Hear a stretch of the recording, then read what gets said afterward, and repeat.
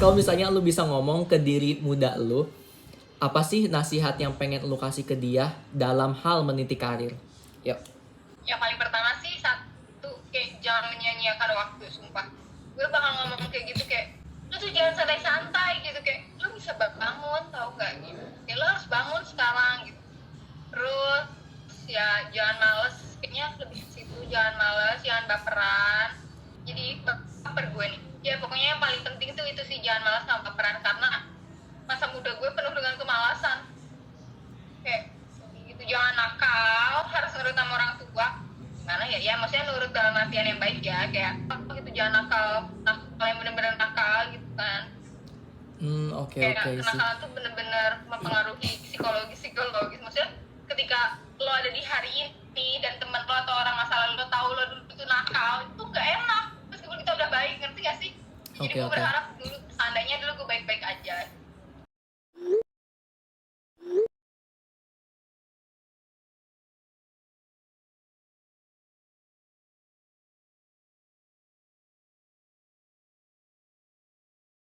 Kayak ini tips gue dulu sendiri sih pribadi, karena IPK gue kecil, sejujurnya kecil banget.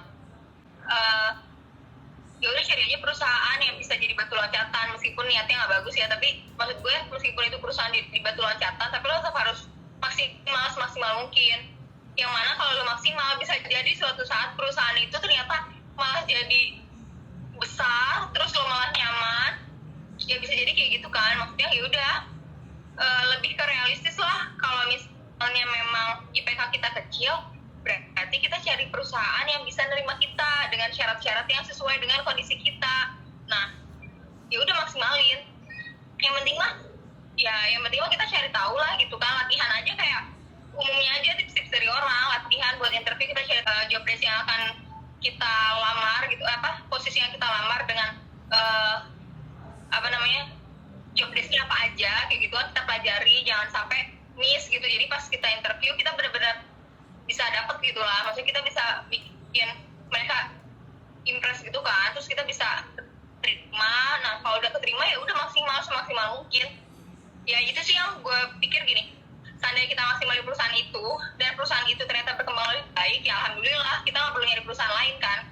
Tapi kalaupun memang perusahaan itu nggak berkembang dan kita pengen cari dan pengen naik gitu kan ke perusahaan yang lebih besar, atau pengen ya kemana gitu kan, setidaknya kita punya pengalaman kerja yang bagus gitu. Maksudnya kalau misalnya ada perusahaan baru yang seandainya kita ngelamar ke dia, terus dia akan mengkonfirmasi kita ke perusahaan yang lama, gimana nih si A, bagus apa enggak di tempat lamanya, ternyata bagus gitu kan, ya udah gitu sih tipsnya. Nggak usah minder, nggak apa-apa kok, banyak perusahaan yang butuh kita. Yang penting kan kita dapat sesuai dengan apa yang kita kerjakan juga gitu. Jadi lu sendiri sebenarnya pekerjaan pertama lu emang gak sesuai sama jurusan lu itu sendiri ya? Nggak terlalu sih. Jadi dia tuh, perusahaan pertama gue itu pernah gue pelajari di kampus, tapi itu cuma satu mata kuliah dan bukan mata kuliah penting gitu di kampus. Jadi bukan nggak penting juga sih, maksudnya bukan yang dalam banget dipelajarinya. Nah gue kerja di perusahaan itu, jadi perusahaan gue ini singkat aja ya, bekerja di bidang insulasi. Insulasi itu salah satu mata kuliah yang penting tapi nggak terlalu dalam di kampus gue gitu, di kampus itu. Jadi kayak ya udahlah, sedikit itu kelewat, dan gue kerja di situ yang mana kerjanya tuh nggak berat, cuma ngitung ketebalan material untuk menginsulasi gitu kan, buat mengcover, buat nutup pipa yang kayak gitulah. Jadi nggak terlalu dalam yang sesuai dengan yang gue pelajari gitu. Lu punya nggak sih tips and tricks dalam menghadapi job interview? Tips and trick sebenarnya gue nggak punya, tapi kalau gue pribadi mah gue nggak punya beneran tips and trick, soalnya gue juga sampai sekarang masih kayak, oh beda ya tips dari sini terus nggak ada yang gue pakai jadinya. Kalau tips gue mah jujur aja, jujur, tapi selalu jawabannya jujur, tapi ya yang menyenangkan si HRD-nya, kayak tadi gue bilang. Kalau ditanya kenapa kamu milih perusahaan ini gitu kan kalau dipikir jujur mah, jujurnya kayak ya tadi gue bilang, kalau misalnya emang pengen jadi batu loncatan, terus kalau emang karena kata orang di sini perusahaannya gajinya gede gitu kan, kalau mau jujur. Tapi kan jujurnya dalam artian gini, kayak ya bu, saya merasa tertarik dengan perusahaan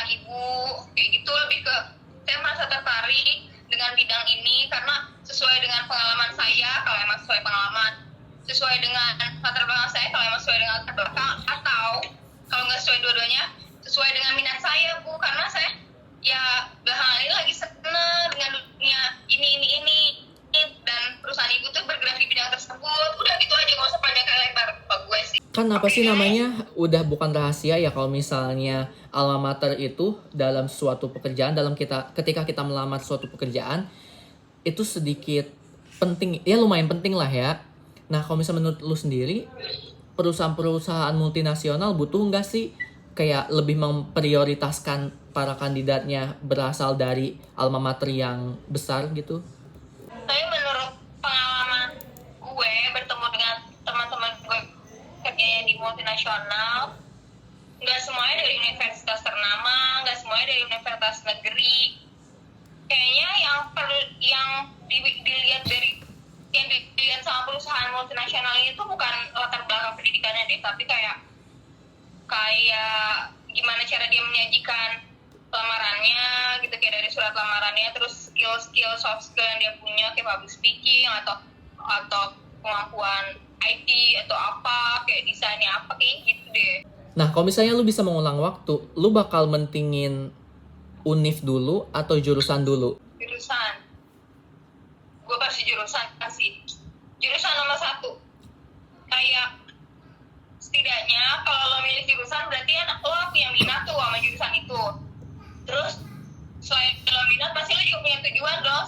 Masuk jurusan ini tuh bakal tujuan nanti ke depannya gimana, karir lo gimana, atau dampak yang akan lo berikan setelah lo kuliah tuh apa gitu kan.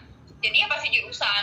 Maksudnya universitasnya itu apa penting tapi itu nomor 2 gitu kan. Yang bikin universitas itu bagus maksudnya milih universitas tuh lebih ke kayak lulusannya kan, nyari kayak link dari kampus ini tuh sebagus apa sih gitu. Kayaknya gue gak berpikir kayak gitu, gak masalah. Kalau waktu SMA kan gue bener-bener kayak saklek banget, pokoknya penting masuk negeri, jurusannya yang gue suka ya tetap gue, tapi harus masuk negeri kayak gitu kan. Maka dari itu gue ngambil pendidikan, padahal gue pengen banget teknik murni, tapi gue pikirnya kayak yang penting gue belajar keteknikan tapi masuk negeri. Jadi ada pengalaman organisasi, IPK, sama alma mater. Coba lu rankingin yang pertama, kedua, ketiga, itu apa aja yang paling penting? Alma mater, IPK, baru organisasi kayaknya. Kalau alasan gue sebenarnya gini, kayak meskipun gue nggak terlalu mentingin kampusnya apa gitu setelah semuanya terjadi, tapi kampus nomor 2 menurut gue, karena kampusnya yang ngebantu kita bakal ngebantu kita lah gitu kan. Senior yang udah lulus dari kampus kita tuh pasti bakal ngasih dampak buat adik-adik tingkatnya kan. Jadi tetap aja nyari alma mater ya kalau bisa ya yang sesuai lah. Maksudnya gini, kayak kampus A terkenal dengan jurusan tekniknya, oh berarti ya udah kesana gitu kan. Atau kampus B terkenal dengan ininya kayak gitu kan. Iya sih, bener Nomor 2 sih. kenapa IPK, karena memang kenyataannya ya mau nggak mau kenyataannya memang semua orang tuh ngelihat dan menilai kita pertama kali itu dari nilai kan, dari nilai pendidikan kita gitu kan, skor lah ya gitu, bukan cuma sebatas pengalaman, nggak cuma sebatas pengalaman organisasi lah istilahnya. Meskipun kita pernah lomba atau public speaking atau apa, tapi kalau IPK-nya di bawah minimum standar kantor gitu, standar perusahaan gitu juga belum dilirik, ya mau nggak mau tetap IPK. Lagi pula IPK tuh nggak cuma ngebantu kita buat kerja sih, lebih ke kayak itu tuh skor yang kita peroleh setelah apa yang udah kita usahakan di kelas gitu, ngerti nggak sih?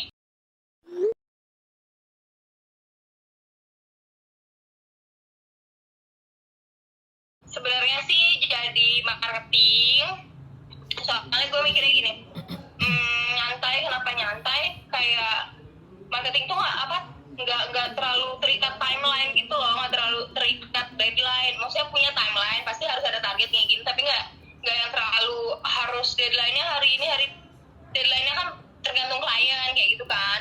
Tapi komisi yang diterima tuh lumayan gitu kan, gajinya nggak cuma gaji pokok tapi dapat komisi gitu kan. Ya umumnya marketing kayak gitu, tim sales dan marketing. Yang kedua, kalau di bidang gue kayaknya sih jadi drafter ya, tapi nggak gampang juga sih itu mah.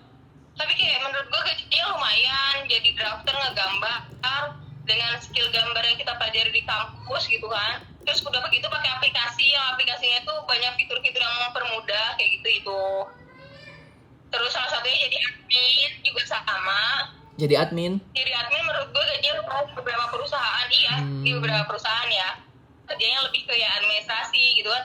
Kan lu sekarang udah nikah, dan juga lu udah punya rumah, udah punya mobil. Kalau misalnya going back nih, kalau misalnya harus milih setelah lu memiliki kedua hal tersebut, lu lebih memilih punya mobil dulu atau punya rumah dulu? Silahkan jawab. Dari dulu gue tuh selalu kayak yang harus gue punya sebelum punya semuanya itu rumah. Karena apa? Karena harga rumah makin cepat naik kan, kayak tiap tahun bener-bener naik langsung naik sesignifikan itu gitu kenaikan harga rumah. Terus kenapa harus punya rumah dulu? Karena menurut gue itu tempat tinggal yang kayak ketika lo nggak apa ya, ketika lo capek lo bisa istirahat di situ tanpa khawatir. Ya meskipun tetap harus nyicil, tapi maksud gue ya belum bisa beli cash, tapi maksud gue sebenarnya akan lebih nyaman dibanding bayar kosan, meskipun pro kontra sih ini ya. Tapi kalau beli kendaraan, menurut gue tuh orangnya transportasi umum banget gitu, pencinta transportasi umum. Ya kayak nggak perlu punya kendaraan, kalau transportasi umum yang ada di kota ini tuh udah sangat memadai menurut gue. Kayak as long as apa sih namanya? Capek paling capek deket-deketan doang. Kalau misalnya punya mobil lah kita juga kayak sama-sama ngalamin macet kayak gitu sih. Makanya kenapa gue waktu itu pas gue punya uang yang pertama kali gue beli adalah rumah. As long as pekerjaan lu deket rumah lu, kayak justru malah lebih memudahkan lu dengan apa sih, menggunakan transportasi umum gitu kan ya? Iya. Kalau misalnya lu sendiri, kayak lu bakal termasuk yang sayang nggak kalau misalnya pekerjaan lu jauh dan lu harus ngeluarin uang tiap kali naik transportasi umum? Sebenarnya sih sama, sebenarnya konsep kayak daripada gue ngeluarin uang buat kosan sama kontrak, mendingan gue nyicil rumah. Itu tuh gue tuh, tapi konsep itu nggak berlaku buat kendaraan menurut gue. Kan ada orang yang bilang kayak daripada gue bayar ongkos tiap hari ya mendingan gue pakai uangnya buat cicil kendaraan gitu kan. Ada yang kayak gitu. Tapi kalau untuk diri gue pribadi, karena kendaraan inflasi banget ya, kayak berapa tahun lagi tuh agak anjlok harganya gitu loh. Kayak gue tuh agak mikir ke duit. Jadi gue rasa kalau gue belum punya uang bisa beli kendaraan secara cash, jadi gue naik kendaraan umum nggak masalah, nggak rugi menurut gue, nggak rugi tau. Oke. Tahu kenapa. Oh my god. Jadi ya itu semua pertanyaan yang gua mau ajuin udah gua ajuin sih. Oke, thank you so much Ratu. And also before we wrap up this interview, jadi gua tuh kayak pengen apa sih namanya ya, sebelum kita menutup interview ini gua kayak pengen ada pantun-pantun sedikit. Makan roti pakai selai. Cakep. Selainya beli di Kuta. Mantap. Jangan menunggu motivasi untuk memulai. Mantap. Nah, cakep. Justru dengan memulai, motivasi akan tercipta. Oke. Jangan-jangan naik motor Yamaha. Cakep. Bersama dia nikmati senja. Cakep. Sekarang sibuk berusaha. Cakep. Hidup nanti santai bersahaja.